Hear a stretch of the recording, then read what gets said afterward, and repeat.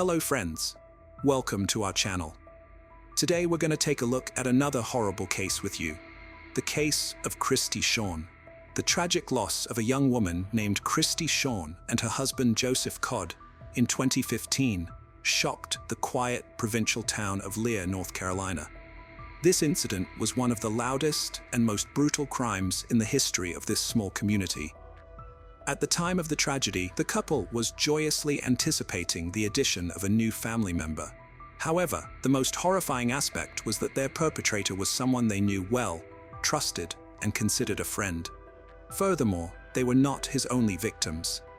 Christy Maria Shawn Codd was born on September 3, 1976, in Madrid, Spain.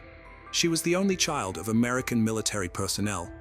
Her father was a U.S. Air Force soldier who frequently moved around due to his duties, along with his wife and daughter.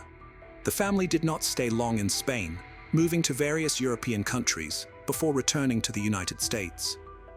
Christy started school in New Orleans, Louisiana, but the family soon moved to Texas, then Illinois. After that, Shawn spent several years in Latin American countries. This nomadic lifestyle had benefits, as Christy learned multiple languages from an early age and experienced various cultures and traditions. However, during her teenage years, she faced challenges in settling into new groups and making friends in new places. Just as she would start to settle in, it was time to pack up, move, and change schools and social circles. Yet, it was precisely because of the constant changes that she developed excellent communication skills.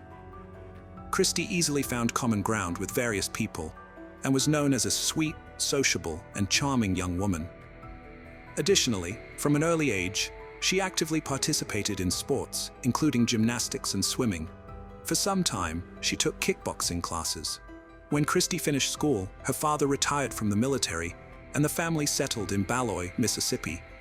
There, she finally made real friends and discovered a new hobby: cooking.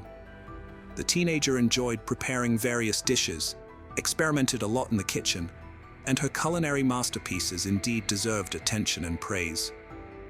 Eventually, she decided to pursue further development in this area and completed culinary courses.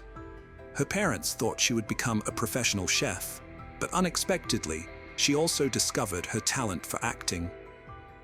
An actress and culinary TV star, a beautiful and ambitious young woman brimming with talent, enrolled in an acting academy and moved to Los Angeles. There, broad prospects opened before her, and she intelligently seized every opportunity to make her mark. Christy appeared in commercials, performed on the theater stage, and also took part in some high-profile Hollywood productions as an extra or stunt performer. Specifically, she had a minor role in the Terminator franchise, performing quite risky stunts. In 2000, the young woman graduated from the academy. By that time, she had not landed any significant or notable roles, despite her striking appearance and evident talent. She then decided to focus on her culinary skills and sports, turning these two passions into a quite profitable business.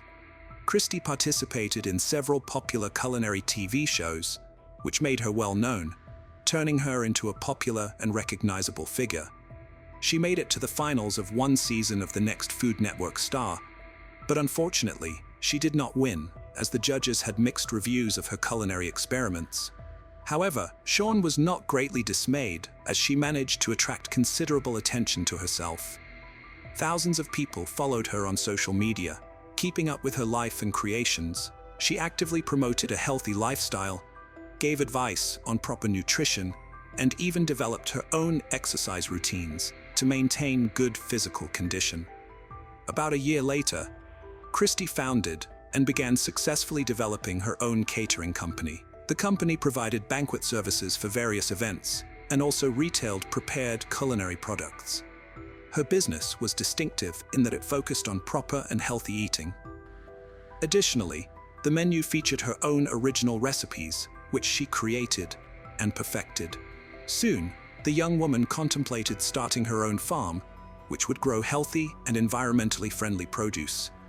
This would help her expand her business in the catering industry. At the same time, she conducted online courses on proper nutrition and developed several other projects. In a fateful encounter on TV in 2012, Christie met Joseph Timothy Codd, better known as JT, who worked as a casting director in television, responsible for selecting participants and actors for various high-rated projects. They first met at a studio in Los Angeles during the casting for a culinary show that the young woman wanted to participate in, and they instantly clicked. Joseph was nearly 7 years older than Christie, had been married before, but was in the process of divorcing at the time they met. He was utterly charmed by the beauty and charisma of this delightful blonde, and he began to court her. The young woman was not averse to his attention, and soon they began a romantic relationship. Joseph shared and supported the ideas of his beloved, and together they began to work on the project of their own farm. Soon after, the couple decided to leave Los Angeles and moved from sunny California to North Carolina. They sold Christie's quite successful and well-established catering business. Joseph sold his house in Hollywood, and they invested all the proceeds in buying a large piece of land in the town of Leicester. The couple acquired a spacious and cozy house, as well as a nearly 1-acre plot of land, to realize their dream. The man continued working with TV channels, but now did so remotely. Meanwhile, the woman focused on developing her personal blog about nutrition and a healthy lifestyle.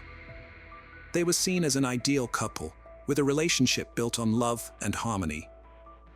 The couple eventually decided to formalize their relationship. In August 2014, they celebrated their union with a grand wedding attended by several hundred guests. The event was graced by relatives, friends, colleagues, neighbors, and even some fans of the famous couple. They were genuinely happy and had many plans for their future together.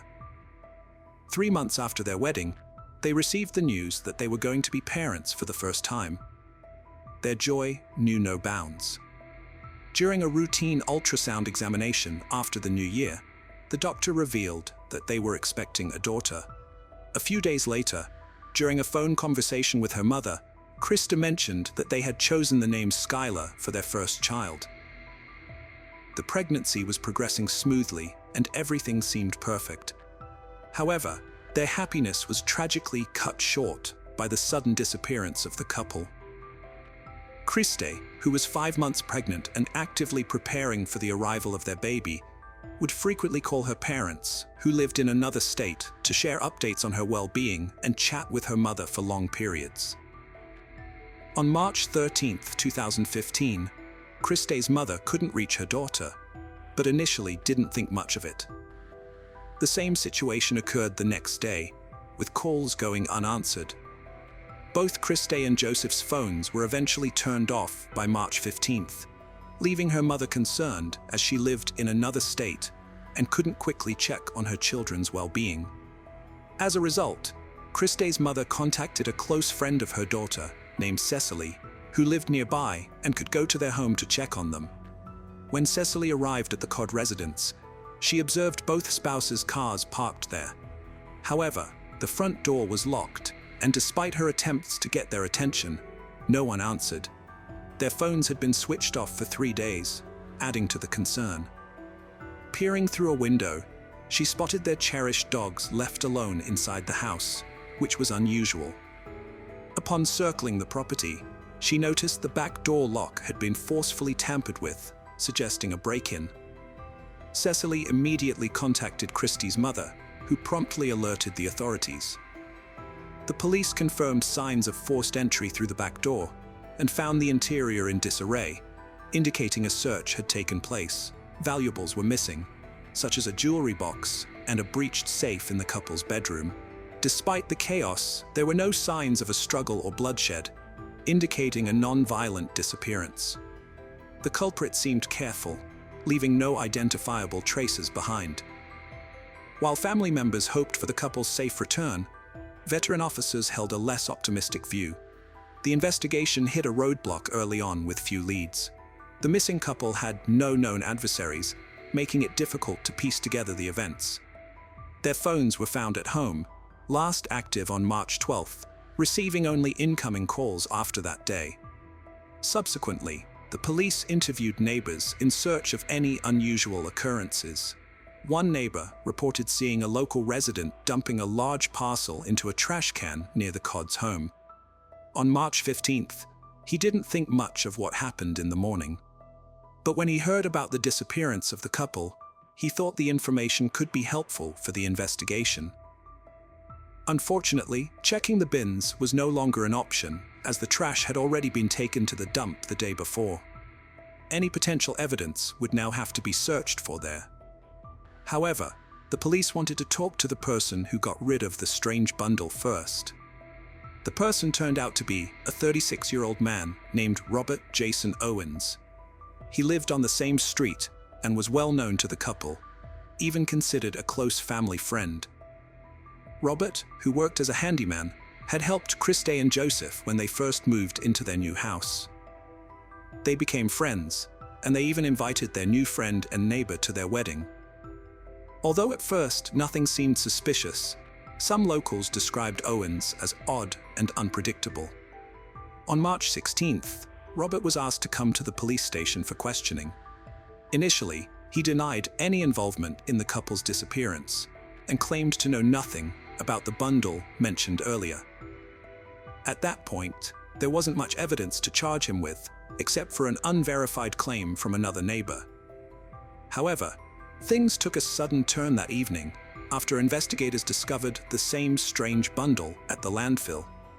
Inside were items from the missing couple's home, with Robert's fingerprints and DNA found on partially burned clothing belonging to Christy and Joseph, a blanket and a throw stained with blood from their home. This evidence confirmed the police's suspicion that the couple were no longer alive. Any doubts were dispelled when the police searched Owen's home and discovered charred human skeletal remains in his wood stove. Robert was then considered a suspect in the gruesome killing of his neighbor and his pregnant wife. Despite his denials and conflicting statements, he eventually confessed after several hours. His admissions were truly shocking. He admitted to committing a double fatal incident, but insisted it was accidental. One evening, on March 12th, he went to his friend's house. He swerved off the road to avoid hitting an object and got stuck in the mud. He then went to the couple's house and asked for help pushing his car out. They agreed. While they were pushing, Robert accidentally hit the gas instead of the brake, running over the couple. Afraid of being accused of their deaths, he didn't call the police. Instead, he covered it up. He broke into their house, took blankets to move their bodies, then dismembered them in his bathroom using a saw and a small axe.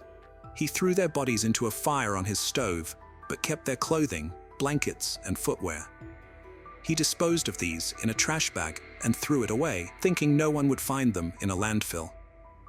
He claimed he staged a burglary, but in reality, he had robbed his friend's home himself, stealing money and valuables, which he pawned the next day. The police found blood-stained tools in his house, as well as skin and bone fragments. He didn't bother to hide them, thinking he wouldn't be connected to the crime. Forensic analysis confirmed that bone fragments found in Owen's stove belonged to the missing couple. Law enforcement then decided to delve deeper into Robert's background. It turned out Robert was unmarried with no children. He barely maintained any contact with relatives. Previously living in Asheville, North Carolina, until 2000, when he bought land in Leicester and later built a house there. In fact, it turned out his linked to an unresolved crime from 15 years earlier that occurred in Asheville as well. In the year 2000, Robert's close friend Zeb Quinn, who was just 18 at the time, mysteriously disappeared. Robert and Zeb had known each other since school, living nearby and maintaining a strong friendship. Zeb was undergoing military training while also working part-time at Walmart. On January 2nd, 2000, after finishing his shift, Quinn met with Robert to plan a trip to Leicester to buy a new car. However, he never returned home. A few days later, his Mazda protege was discovered in another part of town. The car was parked with its headlights on, and intriguingly, a heart was drawn on the window using red lipstick. The owner of the car was never found. The vehicle also had noticeable damage and scratches with traces of paint from another vehicle. The last person to see Zeb was Robert. Incidentally, Robert's car also exhibited damage. It turned out that the scratches contained paint particles from Zeb's car. Robert recounted an unusual and implausible story. Shortly after they headed towards Leicester, Zeb signaled him to stop abruptly. Zeb claimed he had received a message on his pager and urgently needed to use a payphone. After asking Robert to wait, he drove off to a nearby gas station, but returned 10 minutes later looking frantic. He then said their plans had changed and drove off in an unknown direction, accidentally hitting his friend's car in the process. It was also revealed that Zeb had a romantic relationship with a woman named Misty Taylor, whose former boyfriend, Wesley Smith, had threatened him if he did not stop seeing Misty Taylor.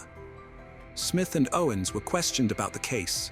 However, due to insufficient evidence, all three were released. Additionally, Misty and Wesley had alibis, which did not apply to Robert. Zeb had a significant amount of money and his pager in his vehicle, but they disappeared.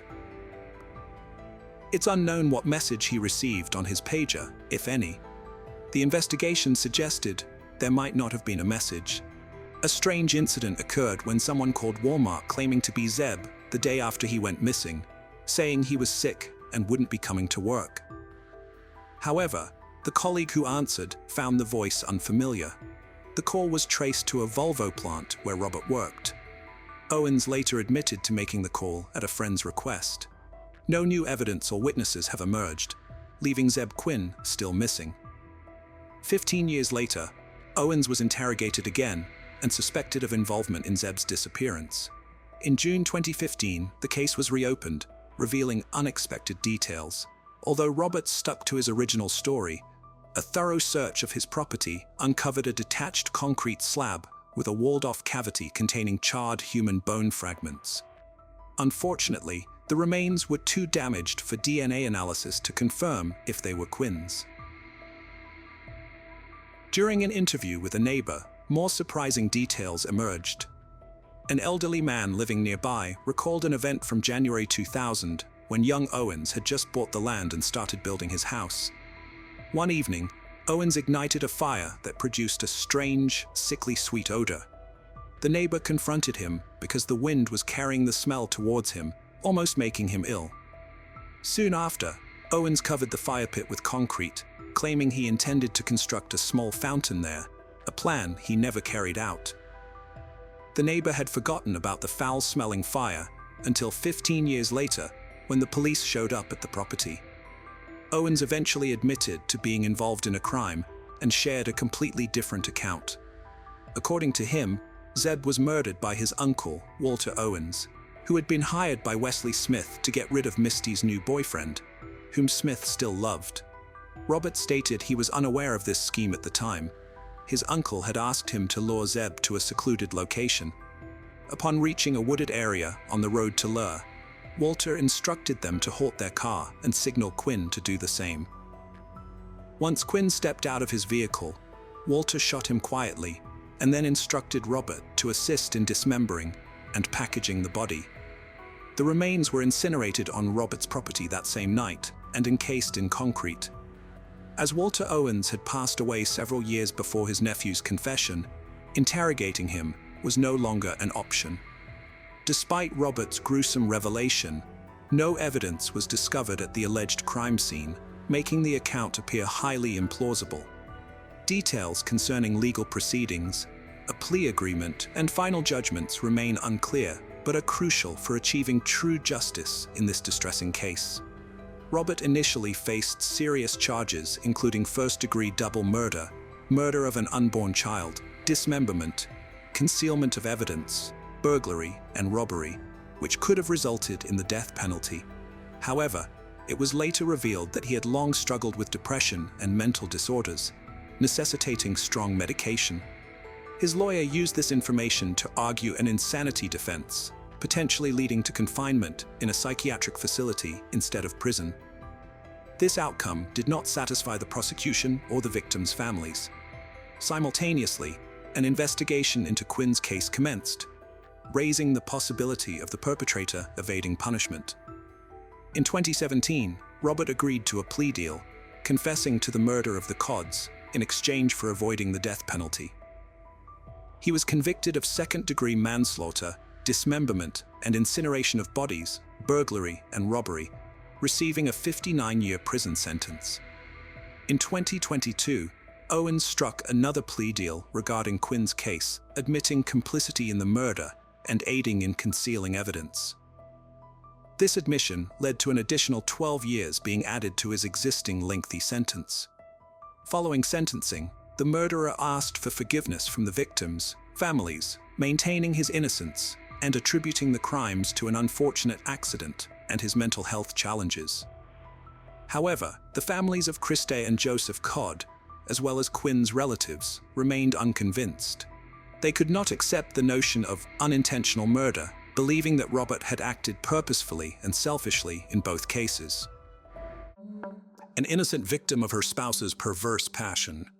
They say that an adult is simply impossible to re-educate because it is a formed personality with its views, way of thinking, preferences, character, and temperament. However, some women are sure that patience and pedagogical talent can work wonders. More experienced women realize that it is important from the very beginning to consider the man who is next to her, to study his shortcomings, and to understand whether she can live together with them, because falling in love and passion will pass, and the negative qualities with age will only worsen. If it is not about some minor shortcomings, but about real problems, such as addictions, pathological tendency to lie and violence and so on, it is better to run away from such a person without looking back. But in women, often in such cases, manifests the rescuer syndrome, an acute desire and irrepressible desire to help, at the cost of their own well-being. It is this syndrome ruined a young British woman named Vicky Roberts, who almost 3 years struggling for her love, trying to re-educate her cheating husband with sadistic tendencies. Unfortunately for the girl, all her efforts turned out only pain, humiliation, and cruelty. Vicky and Michael Roberts. Vicky Roberts, born Victoria Smith, was born in September 1984 in the county of Cheshire, in the northwest of England. She was the younger of 2 daughters in a rather conservative and deeply religious family. Together with her sister, she attended a Christian school and also practiced music and sang in the choir. People around her described her as a very kind, friendly, and helpful girl, always ready to help others.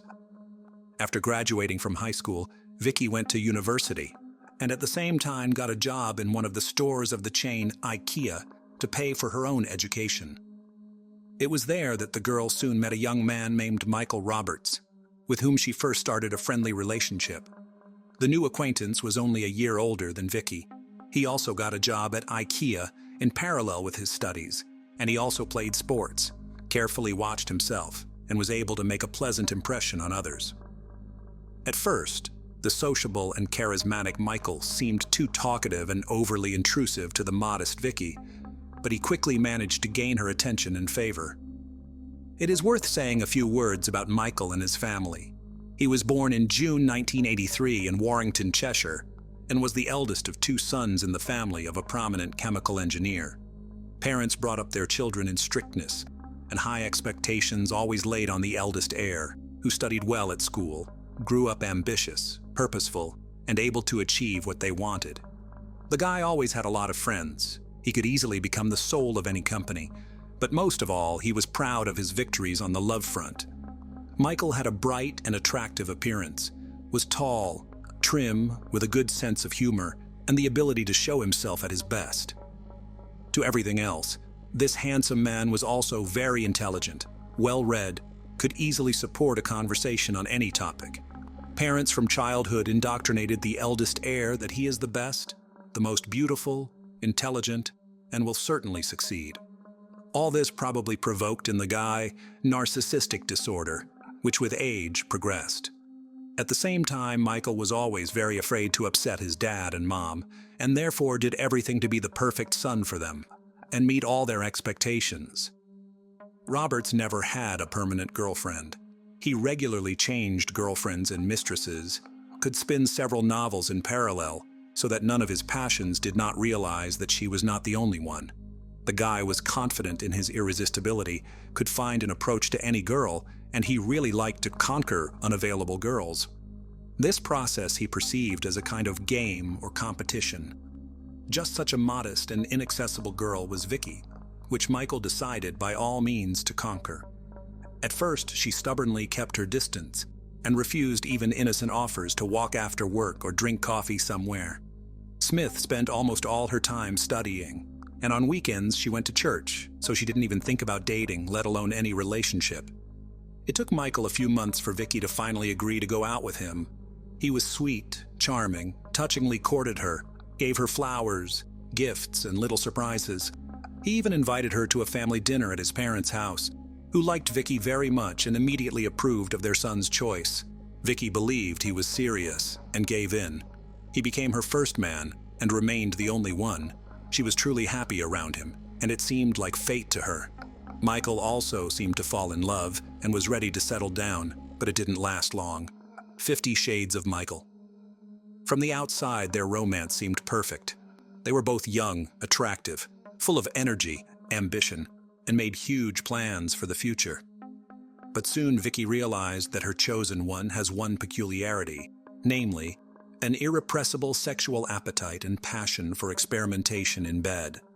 At first, he did not put too much pressure on his chosen one in this regard, fearing that Vicky would leave him.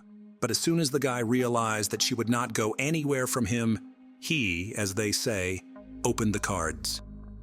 The modest and religious girl was literally shocked by what was happening, but she was head over heels in love with Michael and therefore trusted him, and for a long time did not tell anyone about what was happening in their bedroom behind closed doors. In addition, her lover made her an official marriage proposal, which she gladly accepted, sincerely believing that after the wedding everything will change and the chosen one will stop his experiments. Soon, one of Vicky's closest friends began to notice that she carefully disguises and hides bruises and small bruises under her clothes. She brought Smith into a frank conversation and asked if her fiancé was beating her and if she needed help. Vicky tried to deny everything, but then still admitted that all these marks are the consequences of intimate experiments Michael, who had a special passion for binding, the use of various toys and devices.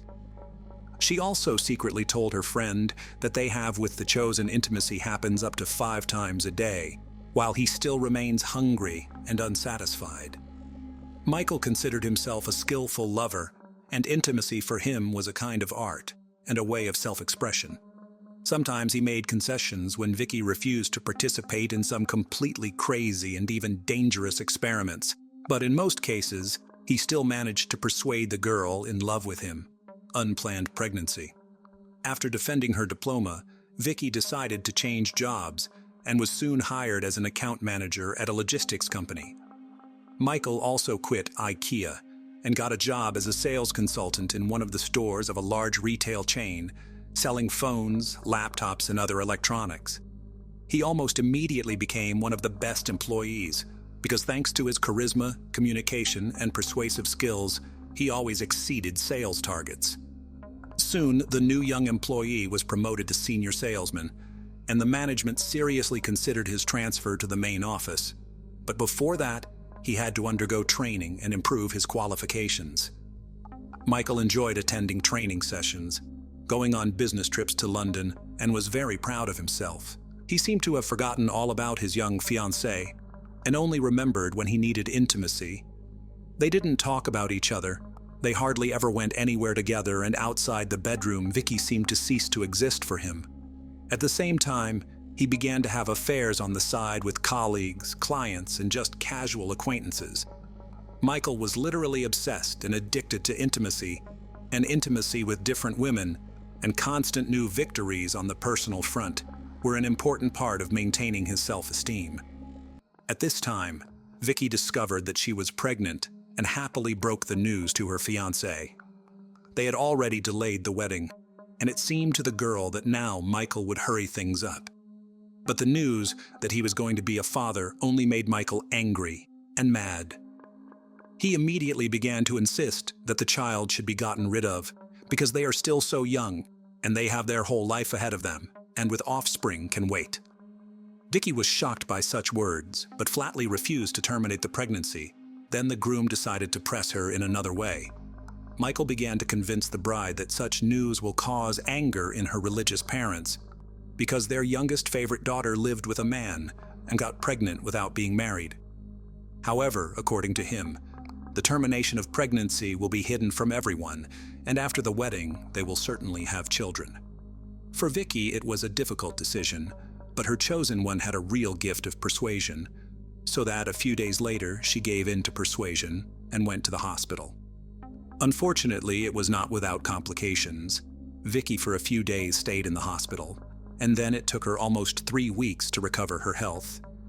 For all this period, the doctor categorically forbade her to have an intimate life, and Michael, learning about it, went into a rage. Then Vicky finally realized that he had mental problems and a real addiction to sexual contacts.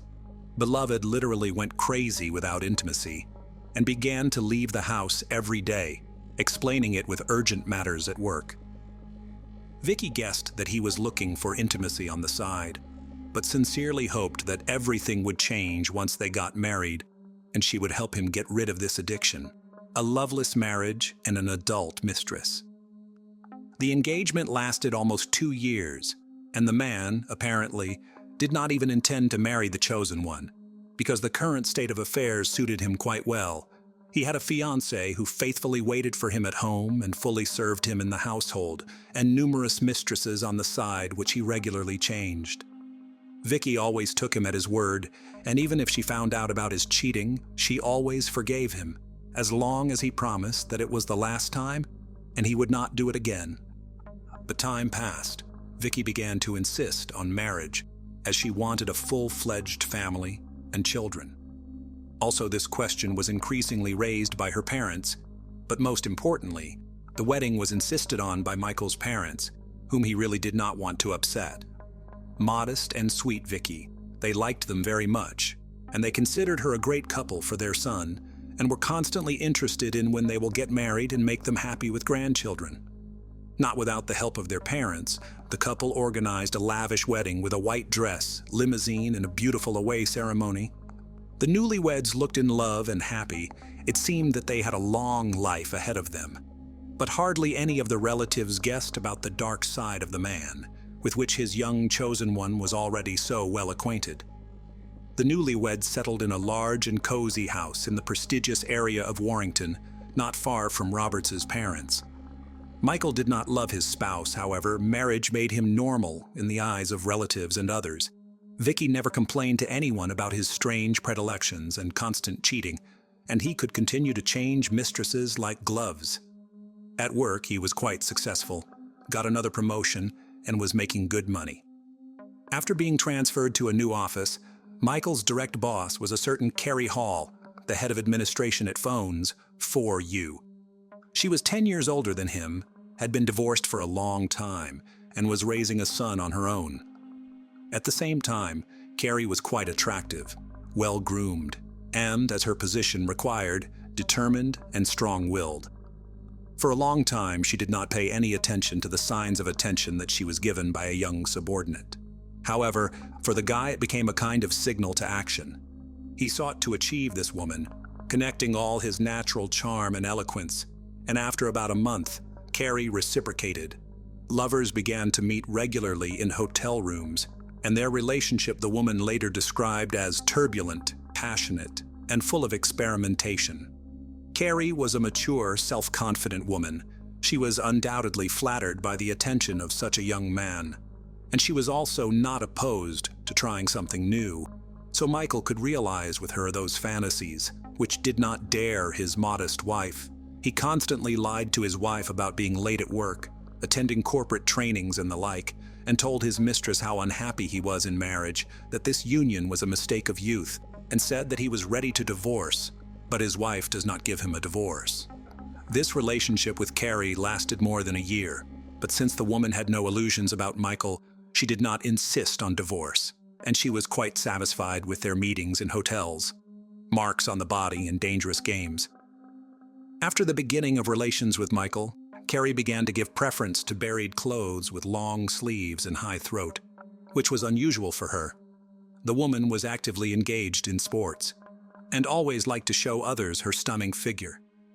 And here suddenly, completely changed her style.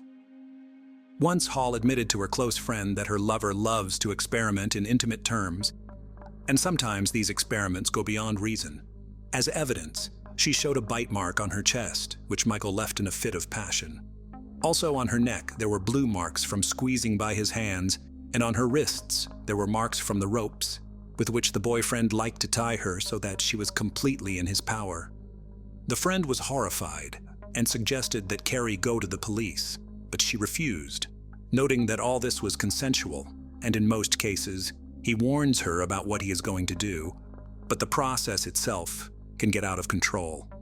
For example, Michael loved to strangle his partner, convincing her that it would increase the pleasant sensations of the process. But a couple of times he was so much carried away that she lost consciousness. Vicky was very afraid of such games with strangulation, but every time she succumbed to her husband's persuasions and believed that one day he would get tired of it, he would leave his cruel and painful experiments, or she would get used to it and would perceive them as something ordinary. Unfortunately, neither his wife nor any of his mistresses even tried to stop Michael. Open correspondence and a love letter. Vicky had guessed about her chosen one's affairs on the side, even before they were married. She, most likely, even realized that he was addicted to it, but sincerely believed that something was about to change, and her love and care can turn daring and loving Michael into an exemplary family man.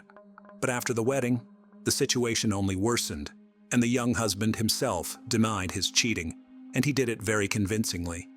Vicky decided to conduct her own personal investigation and looked into her husband's phone while he was sleeping. There she found numerous correspondence Michael with Carrie and several other girls, which he did not even bother to delete. Their content was quite intimate, moreover. With some girls, the guy exchanged explicit photos. This came as a shock to Vicky. She packed her things and decided to move in with her friend for a while. She did not tell her parents and sister anything about what was happening, afraid to upset them. So her family was sure that Vicky was happily married. Besides, religious relatives would have insisted on a divorce when they learned of her husband's infidelity. But after all, Vicky was in love and didn't want to break up with her husband. Leaving, she wrote Michael a touching letter in which she confessed her love for him and called the main man in her life. At the same time, she admitted that she knows about his cheating and does not want to put up with it and therefore leaves, but gives him time to think about it and will not yet file for divorce. She wrote it all by hand on paper and left it on the refrigerator with a magnet. Michael was not touched by the message or saddened by the departure of his wife, but he did not want to lose a quiet and submissive woman who always waited for him at home, fully served in the household, and tolerated any of his antics as well as peculiar predilections. That same evening, he followed Vicky to her friend's house, picking up a large bouquet of flowers on the way. Michael, on his knees, apologized and begged her to return to him, promising that from now on, she would be his only woman. Vicky once again believed, or rather, she wanted to believe, and returned to their home, a new mistress. Naturally, Michael did not leave Carrie and continued to meet with other women, but for a while he was extremely careful and even tried to come home for dinner, which his wife carefully prepared. He hid his phone, deleted correspondence, and even changed the password from his social networking page. At that time, he began to have an affair with a new young female employee of the company, Karen Wilson, not stopping the relationship with Carrie. At that time, the girl had a fiancé, and she was preparing for the wedding, but Michael began to persistently pursue her, making himself a miserable lover. He was so attracted to the new object of the hunt that after 2 months, he decided to break off the relationship with 33-year-old Carrie Hall, which he was tired of. The man told Karen a proven legend about how he is unhappy in marriage, and for the sake of her ready to leave his wife. Soon she surrendered, and between them happened intimacy right in the office, and a week after that, she broke off the engagement and waited for the lover to respond. However, Michael was not going to divorce, but also to interrupt the connection with a new mistress. He did not want, and therefore just lied to her that he had already filed for divorce and moved to live in the house of his parents. Fatal blackmail. Vicky soon suspected that her spouse continued to cheat on her, and this time decided to act for sure. She took Michael's phone while he was in the shower, but could not find anything there, because he had taken into account his previous mistakes and deleted all text messages, and on the page in the social network now had a different password. Then Vicky waited until her husband fell asleep and took his work laptop, which he always carried with him, and on which, as it turned out, he did not leave his account in the social network. There, Vicky found correspondences with an already new girlfriend, in which her husband confessed his love to her, claimed that he was divorcing his wife and living with his parents. It was a real shock for her. She took screenshots of the love and intimate messages exchanged between the couple and saved them on her laptop, so that she could have proof of her husband's infidelity. Vicky also looked in her husband's wallet, where she found several folded checks for hotel rooms. In the morning, she presented all this to her spouse, and for the first time in their entire time together, she gave him a scandal. Michael was discouraged. He tried to apologize again and promised that it would not happen again, but Vicky suddenly said that she would tell his parents about everything, hoping that they would be able to talk some sense into him, since she could not do it. Michael was literally mad from such threats. He did not want his parents to know anything, and slapped his wife. Then Vicky got up and said that she would go to them immediately, and then headed for the door. Her spouse caught up with her, hit her twice in the head with a heavy jewelry box he grabbed from the dressing table, and after she lost consciousness, he squeezed her throat with his hands until she stopped breathing. The man felt no pity or remorse. He wrapped the body in a blanket and packed it into several large garbage bags, and then carried the gruesome bundle into his garage. Michael then quickly cleaned up the house, packed and removed most of his wife's belongings, and immediately called Karen, whom he invited over. They had dinner, had fun in the house, where a couple of hours ago Roberts killed his own wife and then made love in the bedroom, where, in fact, everything happened. Ran off with her lover? The very next day, Michael informed his parents that his wife left him, having run away with another man. To do this, he personally went to their home and literally sobbed on his mother's shoulder, showing her messages from his wife, which he himself sent from Vicky's phone. The messages said that she had fallen out of love with him, met another man, and decided to live with him. Parents, as they could, consoled their son, and sincerely bewildered how their sweet, kind, and religious daughter-in-law could do such a thing. In parallel with the phone of the deceased, Michael sent messages and her parents, which said that she fell in love with another, left with him, and asked for now not to bother her and give time. Naturally, the couple Smith immediately rushed to call their daughter to find out everything and hear her explanations, but the calls were constantly rejected, and in response only came messages asking to give her time. This seemed very strange to Vicky's parents, and they went to Michael's house to talk to him, but his story only raised more questions and doubts. And after they found out that Vicky was not showing up for work without saying anything to anyone, they decided to go to the police. An investigation, a gruesome discovery, and an escape. On the 1st of December 2009, Michael bought a shovel, several meters of rope, as well as rags and detergents from a hardware store. However, he did not manage to get rid of the body, because on the same day the police visited him at home.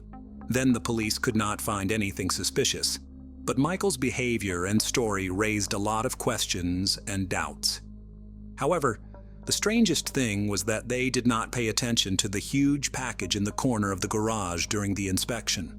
In the house, there were no clothes, documents, and personal belongings of the missing woman, which could indicate that she had left. But Vicky's laptop was in the bedroom, and the police seized it for inspection. There, they found screenshots of Michael's correspondence with his mistresses, which Vicky had saved, and then decided to make a geolocation request to Vicky's cell phone, from which regularly came messages to her husband and relatives. And then it turned out that the phone had been in her and Michael's marital home all along. After that, law enforcers again visited the house of Roberts and conducted a more thorough search, finally unwrapping a strange package in the garage.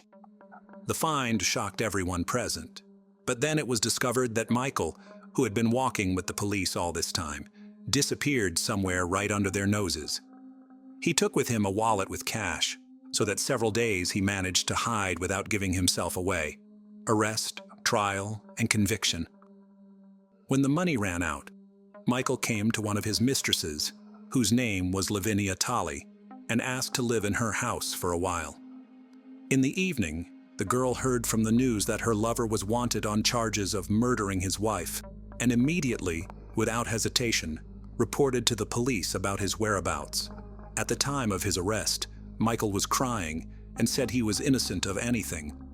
The man insisted that his spouse died during their intimate games, when she asked to strangle her with a rope belt, and he overdid it. However, forensic experts found that firstly, the woman was strangled with her bare hands, secondly, she was attacked from the back, and thirdly, there are 2 extensive hematomas on her head received during her lifetime, which can definitely have nothing to do with intimate relations. The trial of the perpetrator began in January 2010. The defendant kept insisting that his wife's death was the result of an accident and hoped for leniency. However, the autopsy results presented by experts proved that the man in cold blood hit his wife twice on the head and then strangled her and hid the body in the garage. Michael Roberts was found guilty of first-degree murder and sentenced to life in prison. 911, where's your emergency? Someone is a robber at a pawn shop. Someone's robbing the pawn shop? And my parents got shot. Where is the robber? He's right here right now. Where are your parents? They're dead on the ground. Come here quickly because I'm afraid. The police immediately rushed to the scene of the crime, hoping to save 9-year-old Andrew and his 14-month-old sister, Naomi. An unknown man had committed a ruthless attack on the priest and his family. Leaving no traces behind, the criminal made it one of the detectives' most challenging cases in the detectives' careers. Fortunately, they managed to find witnesses who had seen everything. Their testimonies helped uncover the truth about what had really happened to the Hawkinsmith family. In 2013, in Danville, Kentucky, 35-year-old priest Michael Hawkinsmith, who had previously worked as a manager at a local pawn shop, had to take full control of the pawn shop due to the former owner's health condition. As a former priest, Michael had always been honest with people. He easily found common ground with others and was always willing to help. When he decided to get married, no one doubted his choice. Angie was his first love, and everyone saw her as a very sweet and kind girl. Michael literally worshipped the ground she walked on. When the couple had children, their relationship became even stronger. Together, they were a very happy family. As the Hawkinsmith family expanded, so did their business. The pawn shop, ABC Gold, Games and More, became a successful family venture, attracting regular customers like broker Dan Smith, with whom they often conducted business on Fridays. Life seemed perfect for the Hawkinsmiths until one day in 2013, when an unknown man decided to disrupt their peaceful existence.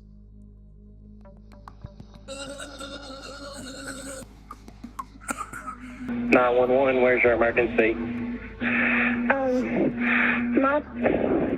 Someone is a robber at a pawn shop. Someone's robbing the pawn shop? And my parents got shot. Where is the robber?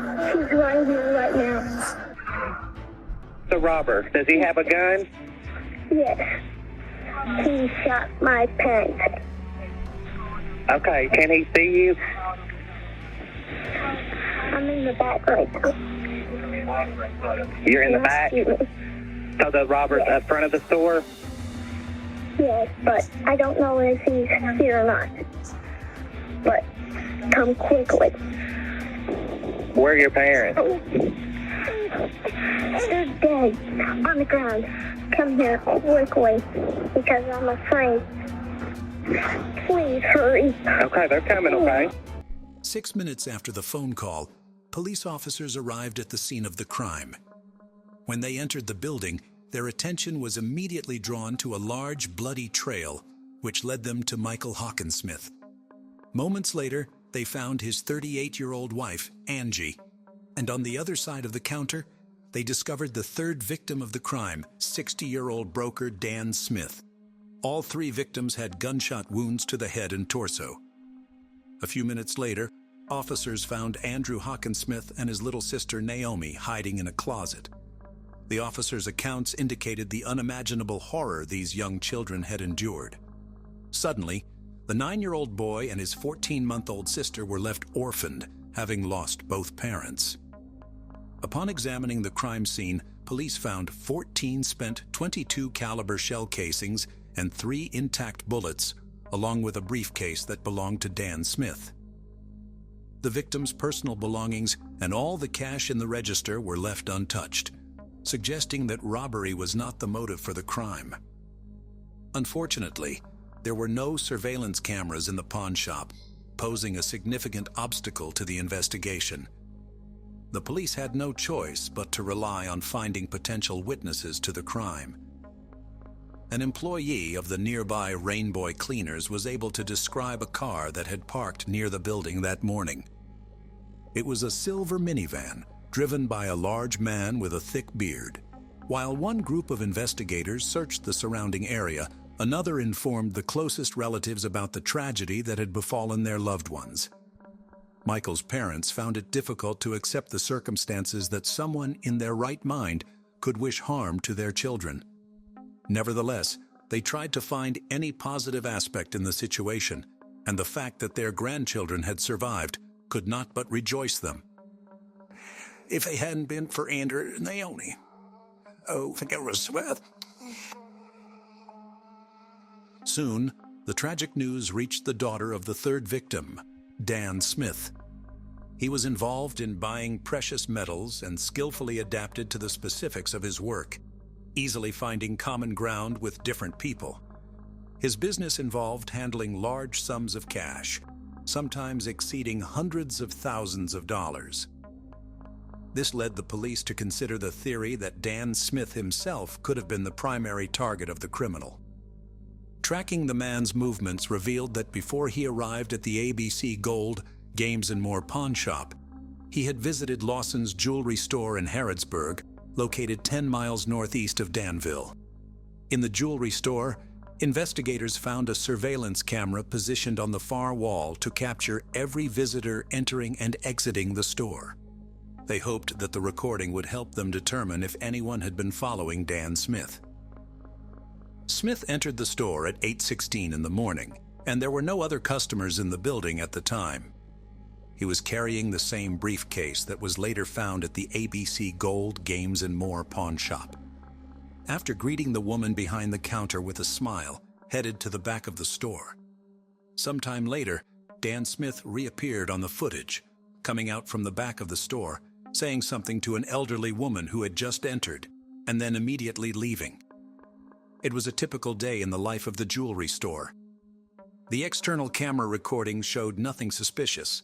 The police were left to helplessly monitor the man who had no idea he would soon be at the center of a tragic event. Meanwhile, 9-year-old Andrew Hawkinsmith was taken to the police station to give his testimony.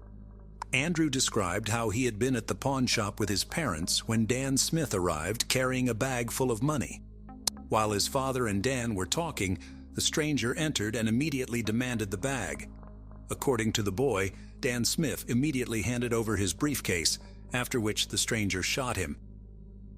"My father asked him to stop, but he also shot him with a pistol similar to the one I play with," Andrew said. Meanwhile, the mother instructed Andrew to take Naomi to the back of the store and hide in the closet. Andrew took his little sister and hid. It was then that the criminal aimed the gun at Angie. "I don't know who he is and why he did it, but it seems to me that the reason was money," the 9-year-old boy concluded. He described the stranger as a very tall man with a blonde beard that looked fake, matching the description provided by a witness from Rainbow Cleaners. To follow all possible leads, the police's next step was to thoroughly examine the business run by the Hawkinsmith family. it turned out that the ABC Gold, Games and More pawn shop had another owner, Steve Devine.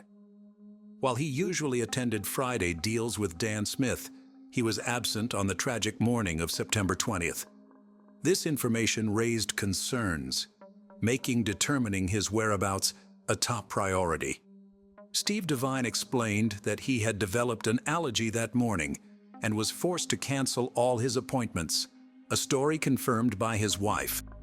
The alibi and the fact that Steve Devine did not own a silver minivan helped to rule him out as a suspect. He also explained why there were no surveillance cameras in the pawn shop. According to him, the security system had been removed by the previous owner, Kenneth Allen Keith, and the new owners had not yet installed a replacement. 48-year-old Keith, like his deceased friend Michael Hockensmith, was a priest. Pastor Keith sold the pawn shop when he was diagnosed with brain cancer, but he remained the owner of another similar establishment, Gold Rush Buyers, in Pulaski County, neighboring Danville's Boyle County. Michael's family revealed that he prayed for his friend every evening, hoping for his recovery. Their friendship, which began when Michael worked at a youth church camp, had lasted for 15 years. The Hockensmith family always held Pastor Keith in high regard, and for their son Andrew, he was like a beloved uncle. With no significant leads, investigators decided to try their luck in finding possible street surveillance systems near the ABC Gold, Games and More pawn shop. They found a camera on the office building of the real estate office, Danville Rentals. The surveillance footage captured a silver minivan at 8:45 in the morning, but the image was too blurry to identify the license plate or the make of the vehicle.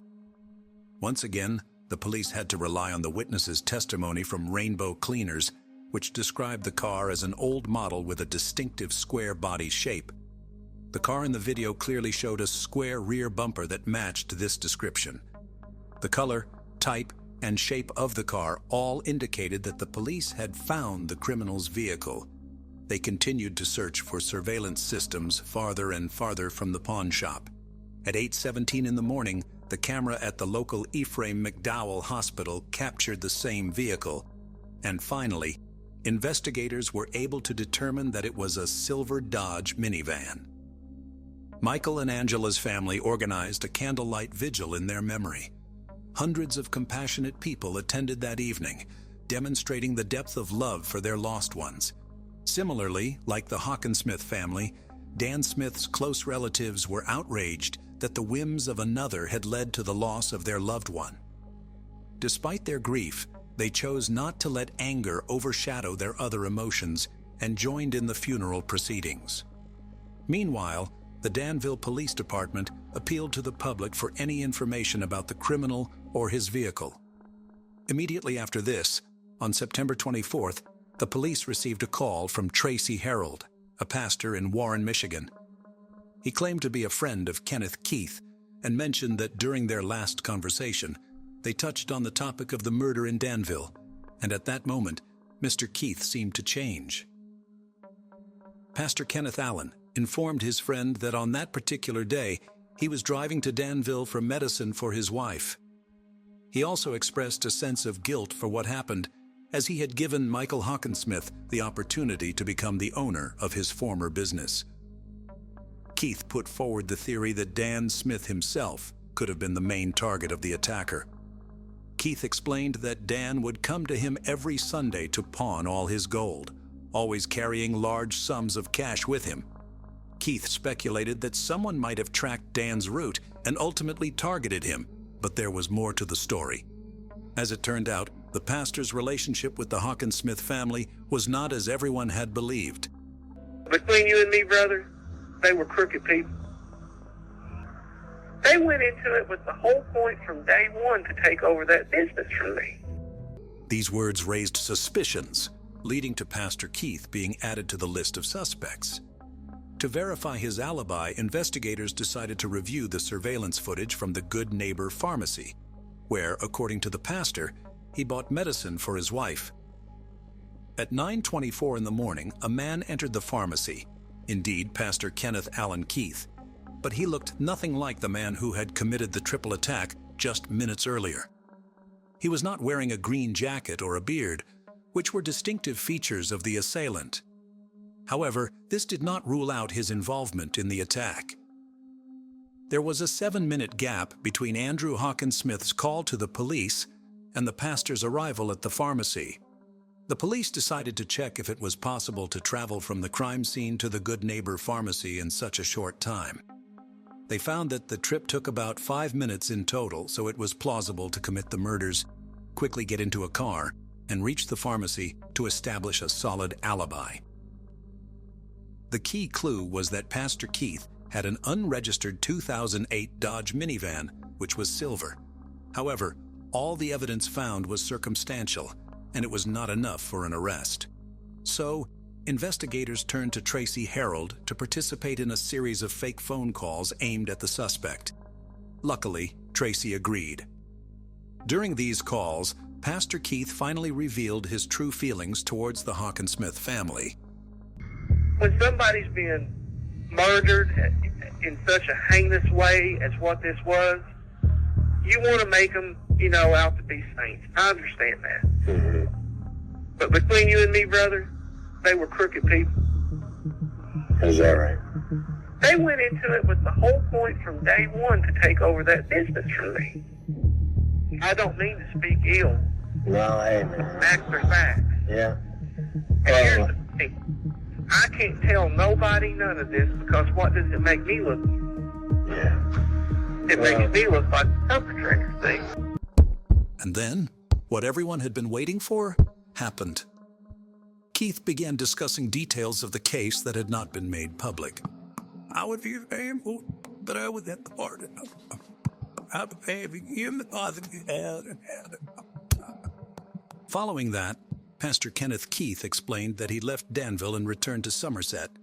He then took his car to the car wash to prepare it for a planned family vacation. At 10:50 in the morning, Keith was seen on camera walking down the hallway to the cashier's counter with a noticeable smile. It seemed clear that he was not involved in the dreadful crime that occurred earlier that morning. The external camera footage covering the parking lot showed Pastor Kenneth leaving the car wash in the same silver Dodge at 11:25, matching all the images previously obtained from various surveillance systems in Danville. At that point, they had enough evidence to arrest the suspect. He was offered a polygraph test to prove or alleviate his involvement in the pawn shop crime, but his response was rather unusual. Keith stated that he would not be able to pass the polygraph successfully because during his military service, he was tasked with eliminating 3 individuals. The investigators obtained a warrant to search Kenneth Allen Keith's pawn shop, where they discovered a fake beard and a significant amount of cash. The police could not find any legitimate explanation for how he acquired most of the money. They also found bundles of bills wrapped in a ribbon with the name of the bank that issued them, revealing Dan Smith as their client. Further investigation revealed that the money found in Keith's pawn shop had recently been withdrawn from the account of a dead broker. Additionally, several .22 caliber casings were found in Keith's pawn shop. According to ballistics analysis, they were fired from the same weapon used to shoot the parents of young Andrew and Naomi. Based on all the evidence found, Kenneth Allen Keith was charged with 3 counts of deliberate homicide and first-degree robbery. It turned out that Pastor Keith believed that Michael Hawkinsmith and Steve Devine had conspired to get rid of him from the business. Knowing that Dan Smith carried large sums of money, Keith decided to exact his revenge on the day of their planned meeting at the pawn shop. Keith aimed to mislead law enforcement into thinking the crime was motivated by robbery. In reality, Michael Hawkinsmith and his partner Steve Devine had no involvement in the imagined conspiracy against Keith. During the investigation, no evidence of discreditable activities by Michael Hawkinsmith and Steve Devine was found. On September 20th, the criminal arrived in Danville in his silver Dodge Caravan. He circled the pawn shop for a while until he noticed Dan Smith's car parked nearby. The first victim was the broker himself, followed by Michael and then Angela Hawkinsmith. The The pastor then took all the cash from Dan Smith's case and calmly left the crime scene, stopping at the Good Neighbor pharmacy to be captured on its surveillance cameras and secure an alibi. His decision to go to the car wash was another attempt to remove traces and destroy any evidence that might have been left on his vehicle. In 2017, just before the trial, Kenneth Allen Keith pleaded guilty to all charges. He was sentenced to life imprisonment without the possibility of parole. Before the trial, investigators obtained medical documents from the Veterans Hospital and discovered that the pastor had never had a brain tumor. How could someone who seemed so spiritually inclined commit such a heinous crime? Furthermore, how was he going to live with the knowledge of what he had done?